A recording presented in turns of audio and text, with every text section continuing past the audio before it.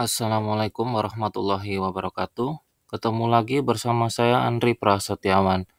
Pada kesempatan kali ini kita akan melanjutkan proses pembelajaran kita pada pembelajaran 10, yaitu model pembelajaran aktif. Nah, kita di sini sudah dihadapkan pada dua soal saja. Nah, yang pertama adalah guru dalam menyajikan tugas gerak dengan menawarkan berbagai pilihan terbuka.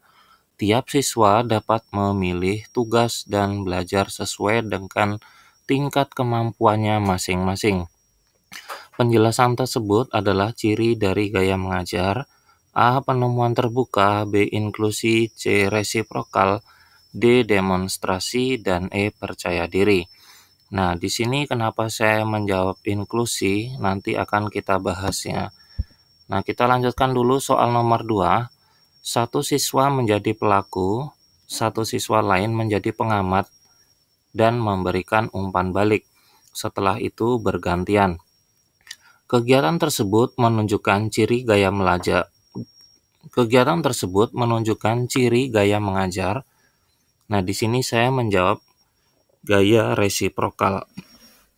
Nah, kita langsung saja lihat pembahasannya. Di sini sudah dibagikan atau kita disuruh mendownload PowerPoint yang sudah disiapkan oleh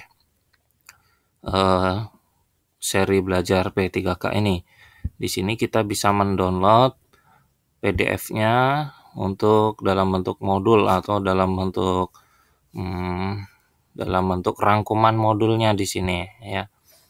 Nah, atau PPT-nya. Nah, di sini kita lihat gaya mengajar yang pertama, yaitu gaya komando. Nah, gaya komando adalah semua keputusan dikontrol oleh guru. Peserta didik hanya melakukan apa yang diperintahkan guru. Satu aba-aba, satu respon peserta didik. Jadi gaya komando ini adalah semua berdasarkan perintah guru. Jadi peserta didik memang tidak melakukan gaya lain, tidak mencari informasi dari informasi tambahan dari sumber lain, namun di sini hanya berdasarkan apa yang diinginkan oleh seorang guru. Ya, saya rasa jelas ya, dan itu tidak ada di option, tidak ada di pertanyaan tadi. Nah, gaya yang kedua yaitu gaya latihan atau practice style, yaitu guru memberikan beberapa tugas, peserta didik menentukan di mana, kapan, bagaimana, dan tugas mana yang akan dilakukan pertama kali. Guru kemudian memberikan umpan balik. Nah, ini adalah gaya latihan. Jadi guru itu memberi tugas apa saja yang sudah diberikan tugas, kemudian peserta didik itu mengerjakan ya, mengerjakan bisa secara individu maupun kelompok. Nah, namun pada di sini peserta didik itu menentukan di mana, kapan, bagaimana, dan tugas mana yang akan dilakukan pertama kalinya.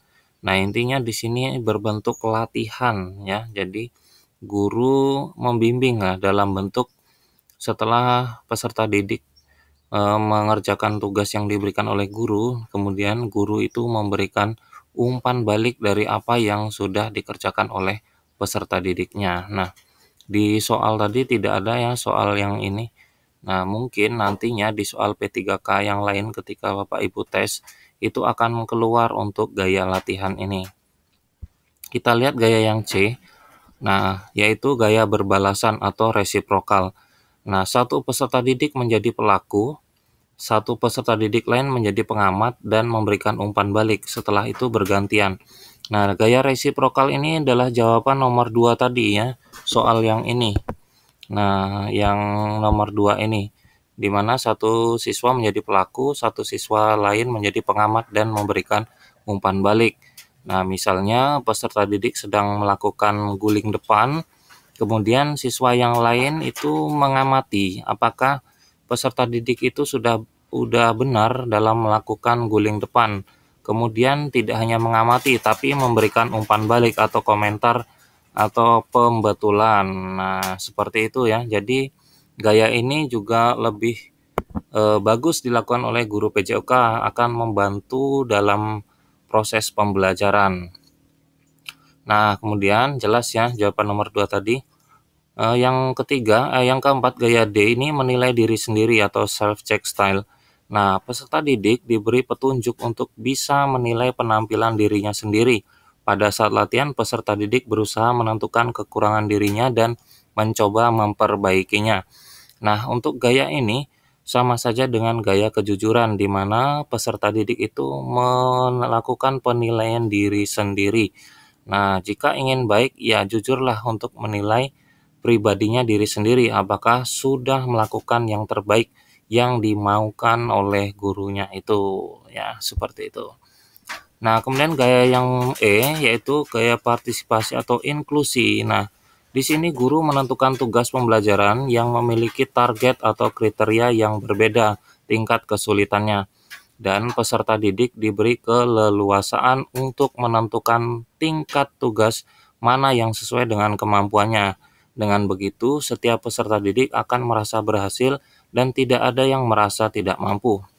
Nah, maksudnya di sini untuk gaya inklusi ini itu guru memberikan kebebasan ya. Jadi kebebasan untuk menentukan tugas mana yang sesuai dengan kemampuan siswa tersebut, dan siswa juga terserah mengambil menggali informasi dari berbagai sumber.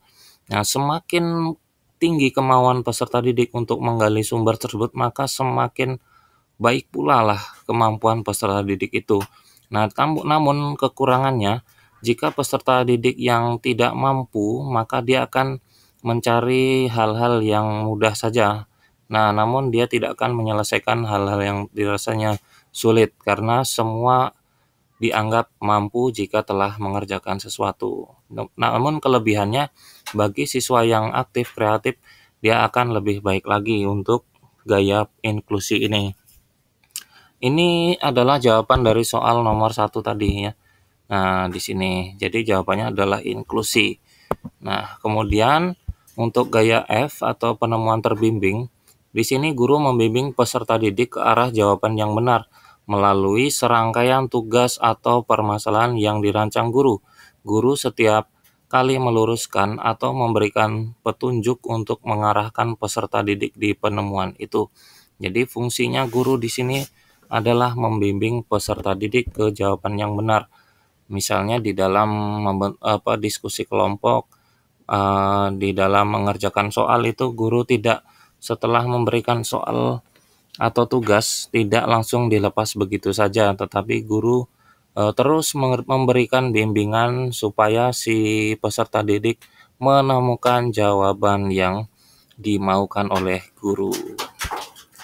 Kemudian gaya yang berikutnya, pemecahan masalah atau problem solving. Nah, di sini guru menyediakan satu tugas atau permasalahan yang akan mengarahkan peserta didik pada jawaban yang bisa diterima untuk memecahkan masalah itu. Nah, oleh karena itu, jawaban atau pemecahan masalah diajukan peserta didik bisa bersifat jamak. Ya, ini maksudnya guru memberikan sebuah masalah ya. Nah, ini kalau di dalam model ini bisa juga problem based learning ya. Iya, sebuah masalah, mengedepankan sebuah masalah, kemudian peserta didik berusaha untuk memecahkan masalah itu. Kemudian kita lanjut ke gaya yang berikutnya, gaya HIJ. Nah, program ini dirancang peserta didik atau inisiatif peserta didik atau pengajaran diri sendiri. Ini learning design program atau learner initiative atau self teaching ya. Ini peserta didik mulai mengambil tanggung jawab apapun yang akan dipelajari serta bagaimana hal-hal itu dipelajari. Ini maksudnya gaya sendiri ya, belajar mandiri. Sama seperti yang belajar yang sedang kita lakukan ini, belajar mandiri, menggunakan modul, menggunakan berbagai sumber, mencari masalah sendiri dan menyelesaikannya dengan sendiri. Itu pun masalah bisa diselesaikan dengan secara berdiskusi, tanya jawab dengan teman-temannya.